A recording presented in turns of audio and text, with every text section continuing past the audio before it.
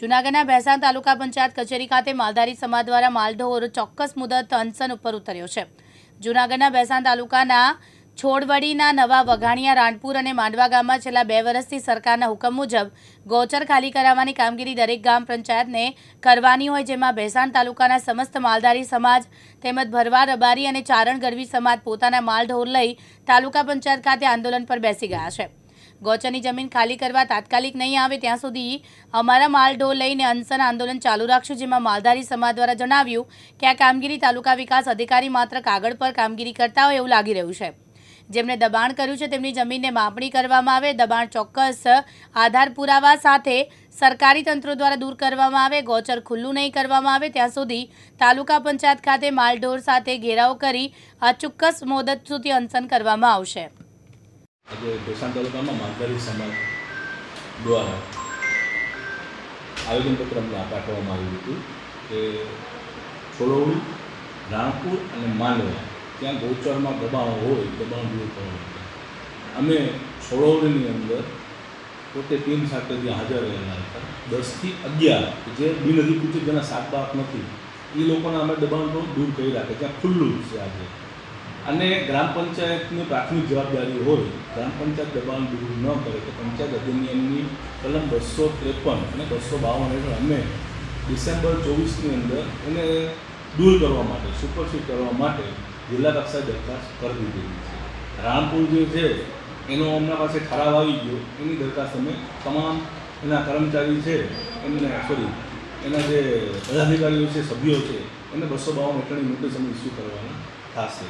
અને માંડવા છે એનું દબાણ 70 થી 80% જેટલું દૂર થયેલું છે ને હમણાં જે કામગીરી થોડીક તલાટી ટેલિંગના હિસાબે બંધ છે તે તાત્કાલિક શરૂ કરાવશું, જેટલું બને એટલું ગ્રામ પંચાયતમાં દબાણ દૂર થાય એવી કાર્યવાહીમાં હાથ ધરશું।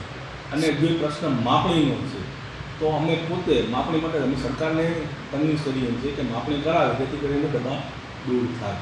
માલધારીઓ આજે ઉપવાસ આંદોલન ઉપર બેઠા છે સાહેબ, આ દબાણ ક્યારે દૂર થશે?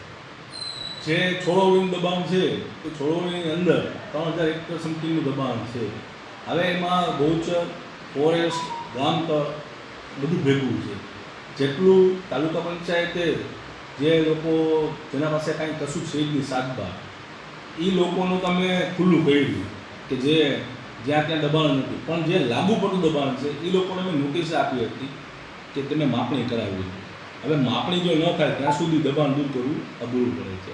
એટલે અમે પોતે હવે તાલુકા સ્વાગતમાં અને જિલ્લા સ્વાગતમાં બી માપણીની રજૂઆત કરીએ છીએ કે ભાઈ માપણી અમને આપો તો એ છોડવણીનું દબાણ ખાસ રાણપુર અને છોડવણી, કારણ કે બે મિક્સિંગ એટલું છે કે એમાં માપણી સિવાય દબાણ દૂર થાય નહીં। એટલે માપણી થશે DLR થ્રુ, એટલું અમે શક્ય હોય એટલું વહેલું દબાણ દૂર કરાવશું।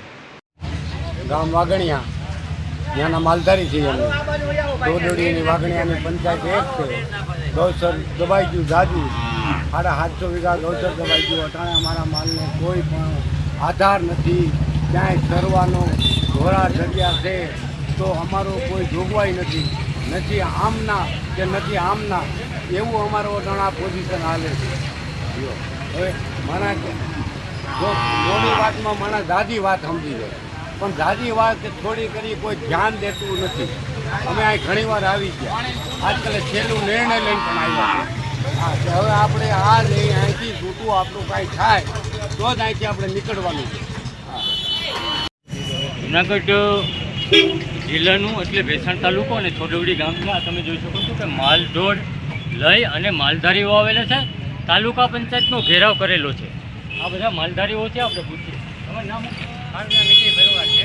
વિજયભાઈ આ માલઢોર લઈને શું આવ્યા છે? સાહેબ અમે આવ્યા છીએ એનું કારણ છે કે અમે ગૌચરની છેલ્લા 2 વર્ષથી રજૂઆત કરી છે। 6 મહિના પહેલાં અમે ભૂખ હડતાલનું આંદોલન કરેલું હતું, એમાં સાહેબે અમને એવી બાંહેધરી આપી હતી કે અમે કાર્યવાહી કરશું। એના પછી જિલ્લા સ્વાગતમાં કલેક્ટર સાહેબે આદેશ કરેલો હોય મૌખિકમાં DDO સાહેબને, પણ સાહેબ દ્વારા કોઈ કાર્યવાહી કરવામાં આવતી નથી। એટલે આજ અમે લોકો માલઢોરને સાથે લઈને ઉપવાસ આંદોલનમાં આવ્યા છીએ અને જ્યાં સુધી ગૌચર ખાલી નહીં થાય ત્યાં સુધી કાયમી અમે માલઢોર લઈને અહીંયા ઉપવાસ આંદોલન ઉપર બેસીશું। કેટલા માલઢોર છે? શું માલઢોરને ક્યાં ખવડાવો પીવડાવો ક્યાં જાવ? માલઢોરને ક્યાંય સરવાનું છે જ નહીં સાહેબ, અટાણે સમજી લો ગૌચર લાગટ વરાઈ જ ગયું છે, તો અમારે કરવું ધંધો શું? તો અમારે વેચી નાખો કે કરવું શું? કાં સરકાર છૂટી કરાવે ગૌચર, નકર અમારે માલને નફો કેમ? અમારે માલ ઉપર તો અમારું નફવાનું છે. જો કાંઈ સરવાનું ન હોય તો અમારે શેની ઉપર નફવું?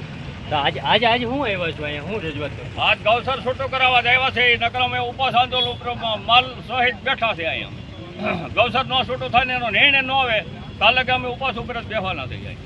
કોને આ ગૌચરમાં ઉપર દબાણ કોને કરી? કેટલા વિસ્તારમાં કરેલું છે? બહુ દાદા વિસ્તારમાં કર્યું છે. 40 થી 45 જણા ગૌસર કઈ હકીસો નથી કે કઈ આધાર નથી. જેણે 100-200 વીઘા વારીને બેઠા છે તો એ છૂટું નથી કરતા. અટાણે મોલ નફાવો કેમ? તમે જોઈ શકો છો કે આ છોડવડી ને માંડવા ને આ ભેસાણ તાલુકાના ગામ છે.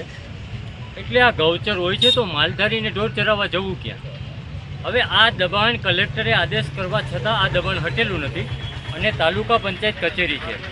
ટીડીઓ પાસે બધા જ મામલતદાર ટીડીઓ પાસે આવેલા છે. આ આવેદન પણ કલેક્ટરને દેવામાં આવશે અને માલઢોર સાથે આજે ઉપવાસ આંદોલન ઉપર સીધા જ આ માલધારીઓ બેસી ગયા છે. નિવારણ ન આવે તો તમે જોઈ શકો છો કે આ ઉપવાસ આંદોલન ખત્મ નહીં થાય. હવે કેટલું માલધારી સહન કરે? માલઢોર ચરાવવા જવું હોય તો જવું, ત્યાં પેટ કેમ ભરવા? 6 મહિના ત્યાં એકને એક રજૂઆત છતાં આ કામ તંત્ર દ્વારા કરવામાં નથી આવતું. મહેશ કથિરિયા, દિવ્યાંગ ન્યૂઝ, ભેસાણ.